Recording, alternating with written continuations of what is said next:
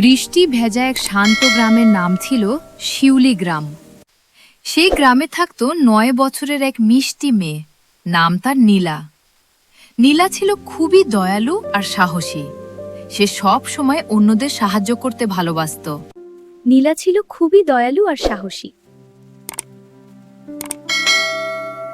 নীলার সবচেয়ে প্রিয় জায়গা তুমি ছিল খাবে? তাদের বাড়ির পাশে ছোট্ট পুকুরটা। বিকেল হলেই সে সেখানে গিয়ে জোনাকি আর হাঁসদের দেখতে ভালোবাসত। একদিন সন্ধ্যায় আকাশে কালো মেঘ জমল। একটু পরেই শুরু হলো টিপ টিপ বৃষ্টি।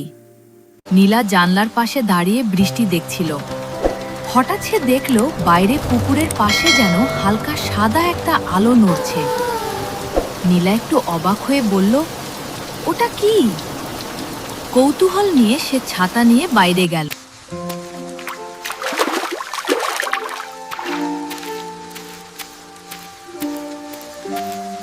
পুকুরের কাছে গিয়ে নীলা দেখল ছোট্ট এক মিষ্টি ভূত দাঁড়িয়ে আছে। ভূতটা দেখতে মোটেও ভয়ঙ্কর নয়, বরং তার চোখ দুটো খুবই মায়াবী আর মুখে মিষ্টি হাসি। ভূতটা লাজুকভাবে বলল, হ্যালো, আমি ভূতু। নীলা অবাক হলেও ভয় পেল না।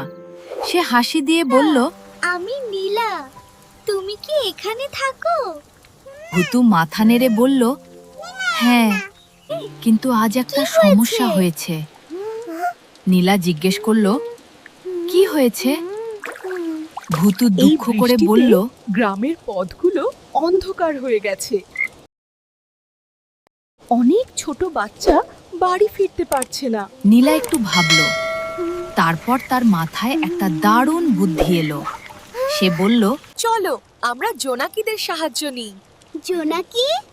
ভূতু অবাক হয়ে বলল, জোনাকি? নীলা হাসল, হ্যাঁ।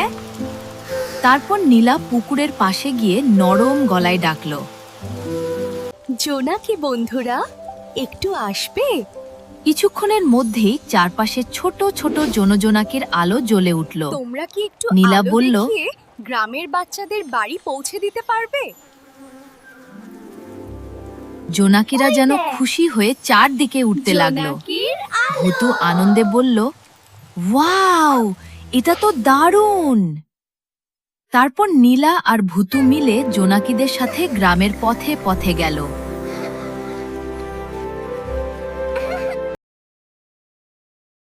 যেখানে অন্ধকার ছিল সেখানে জোনাকিরা উড়ে উড়ে আলো দেখাতে লাগলো।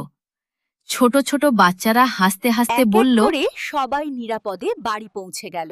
বৃষ্টি তখনও টুপটাপ পড়ছে, কিন্তু পুরো গ্রাম আলো আর হাসিতে ভরে গেল। খুব ভালো ভূতু বন্ধু। খুশি হয়ে বলল, তুমিও তো খুব নীলা, ভালো। তুমি খুব ভালো বন্ধু। নীলা হেসে বলল, তুমিও তো খুব ভালো। সেই দিন থেকে নীলা আর ভূতু খুব ভালো বন্ধু হয়ে গেল। মাঝে মাঝে তারা রাতে জোনাকিদের সাথে মিলে গ্রামটাকে আলোয় ভরে দিত। আর শিউলি গ্রামের সবাই বলতো, যেখানে দয়া আর বন্ধুত্ব আছে সেখানে অন্ধকার কখনো বেশি সময় থাকতে পারে না। নৈতিক শিক্ষা: অন্যকে সাহায্য করলে পৃথিবী আরও সুন্দর হয়ে ওঠে।